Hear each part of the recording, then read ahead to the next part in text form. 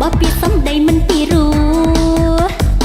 ក្តៅចិត្តមិនលែទេប៉ុន្តែស្ដីមិនចេះឆ្លួដឹងថាប្រព្រឹត្តឃើញតែស្អាត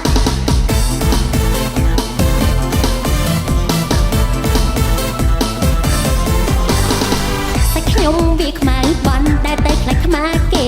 ស្រីមិនព្រមទេមិនព្រមខាត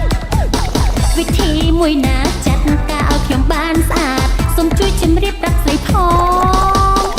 កែសម្ផស្សលើកសម្រាប់ឲ្យខ្ញុំនៅក្មេងជួយឲ្យក្មេងឲ្យបានស្អាតផង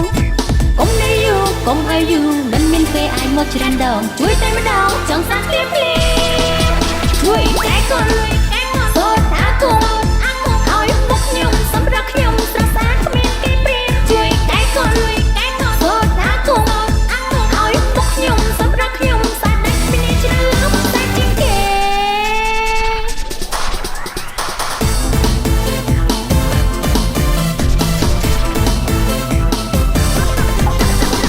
គ្រូសិស្សជួយផងជប់ឲ្យខ្លាចជាមនុស្សថ្មីស្អាតលើអស់ស្រីក្នុងលោកា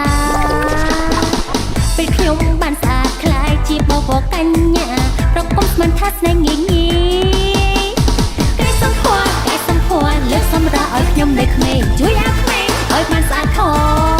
ងកុំនៅយូរកុំឲ្យយូរមិនមានពេលអាចមកច្រើនដងជួយតែម្ដងចង់ស្អាតភ្លាម